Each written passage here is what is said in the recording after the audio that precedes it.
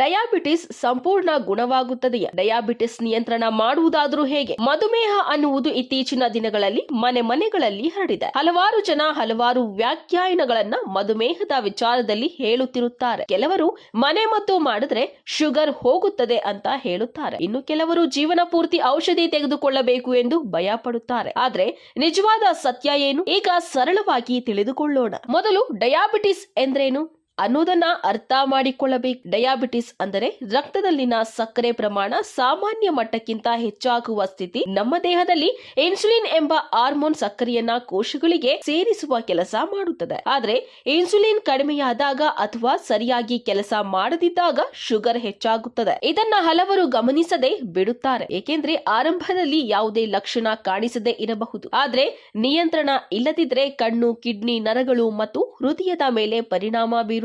ಆದ್ದರಿಂದ ಇದನ್ನ silent disease ಎಂದು ಕರೆಯುತ್ತಾರೆ. ಡಯಾಬಿಟಿಸ್ 3 ಮುಖ್ಯ ಪ್ರಕಾರಗಳಿವೆ. ಮೊದಲನೆಯದು ಟೈಪ್ 1 ಡಯಾಬಿಟಿಸ್. ಇದು ಸಾಮಾನ್ಯವಾಗಿ ಮಕ್ಕಳಲ್ಲಿ ಅಥವಾ ಯುವಕರಲ್ಲಿ ಕಾಣಿಸುತ್ತದೆ. ದೇಹದಲ್ಲಿ ಇನ್ಸುಲಿನ್ ಉತ್ಪಾದನೆ ಬಹಳ ಕಡಿಮೆ ಅಥವಾ ಇಲ್ಲ. ಈ ಪ್ರಕಾರದಲ್ಲಿ ಡಯಾಬಿಟಿಸ್ ಸಂಪೂರ್ಣ ಗುಣವಾಗುವುದಿಲ್ಲ. ಇನ್ಸುಲಿನ್ ಚಿಕಿತ್ಸೆ ಅಗತ್ಯವಿರುತ್ತದೆ. ಎರಡನೆಯದು ಟೈಪ್ 2 ಡಯಾಬಿಟಿಸ್. ಇದು ಹೆಚ್ಚು ಜನರಲ್ಲಿ ಕಂಡುಬರುವ ಪ್ರಕಾರ. ತೂಕ ಹೆಚ್ಚಾಗುವುದು, ವ್ಯಾಯಾಮ ಕೊರತೆ, ತಪ್ಪು ಆಹಾರ ಪದ್ಧತಿ ಪ್ರಮುಖ ಕಾರಣಗಳು. ಈ ಪ್ರಕಾರಗಳಲ್ಲಿ ಒಳ್ಳೆಯ ವಿಷಯ ಏನೆಂದ್ರೆ ಆರಂಭಿಕ ಹಂತದಲ್ಲಿ ಶುಗರ್ ಮಟ್ಟವನ್ನ ನಿಯಂತ್ರಿಸಿ ಸಾಮಾನ್ಯ ಮಟ್ಟಕ್ಕೆ ತರುವ ಸಾಧ್ಯತೆ ಇದೆ. ಇದನ್ನ ರಿಮಿಷನ್ ಅಥವಾ ರಿವರ್ಸಲ್ ಎಂದು ಕರೆಯುತ್ತಾರೆ. ಆದ್ರೆ ಇದು ಸಂಪೂರ್ಣ ಗುಣ ಎಂಬುದಲ್ಲ. ಜೀವನ ಶೈಲಿ ಮತ್ತೆ ತಪ್ಪಾದ್ರೆ ಶುಗರ್ ಮತ್ತೆ ಹೆಚ್ಚಾಗಬಹುದು. ಮೂರನೆಯದು ಜೆಸ್ಟೇಷನಲ್ ಡಯಾಬಿಟಿಸ್. ಇದು ಗರ್ಭಾವಸ್ಥೆಯಲ್ಲಿ ಕಾಣಿಸುತ್ತದೆ. ಹೆರಿಗೆಯ ನಂತರ ಕಡಿಮೆಯಾಗಬಹುದು, ಆದ್ರೆ ಮುಂದಿನ ಜೀವನದಲ್ಲಿ ಟೈಪ್ 2 ಅಪಾಯ ಹೆಚ್ಚಾಗಿರುತ್ತದೆ. ಹಾಗಾದ್ರೆ ಡಯಾಬಿಟಿಸ್ ನಿಯಂತ್ರಣಕ್ಕೆ ಏನು ಮಾಡಬೇಕು?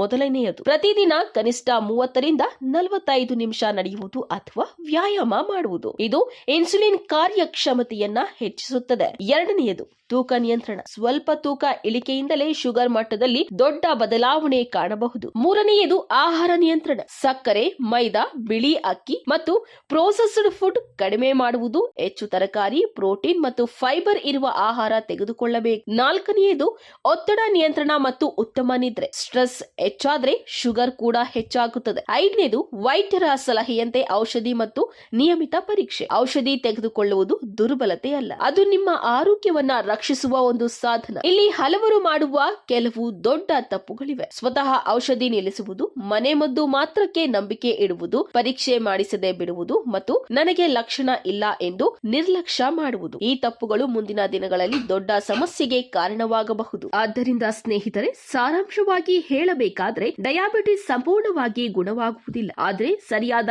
ಜೀವನ ಶೈಲಿ, ಆಹಾರ ನಿಯಂತ್ರಣ ಮತ್ತು ಚಿಕಿತ್ಸೆ ಮೂಲಕ ಅದನ್ನ ಸಂಪೂರ್ಣವಾಗಿ ನಿಯಂತ್ರಿಸಿ ಆರೋಗ್ಯಕರ ಜೀವನ ನಡೆಸಬಹುದು. ನಿಮ್ಮ ಜೀವನ ಶೈಲಿ ಬದಲಾವಣೆಯೇ ದೊಡ್ಡ ಔಷಧಿ. ಇಂದಿನಿಂದಲೇ ಸಣ್ಣ ಬದಲಾವಣೆಯನ್ನ ಆರಂಭಿಸಿ. ಈ ಮಾಹಿತಿ ಉಪಯೋಗವಾದರೆ ವಿಡಿಯೋಗೆ ಲೈಕ್ ಮಾಡಿ, ನಿಮ್ಮ ಸ್ನೇಹಿತರೊಂದಿಗೆ ಶೇರ್ ಮಾಡಿ. ಇಂತಹ ಆರೋಗ್ಯ ಮಾಹಿತಿಗಾಗಿ ಚಾನೆಲ್ ಸಬ್ಸ್ಕ್ರೈಬ್ ಮಾಡೋದನ್ನ ಮರಿಬೇಡಿ. ಧನ್ಯವಾದಗಳು.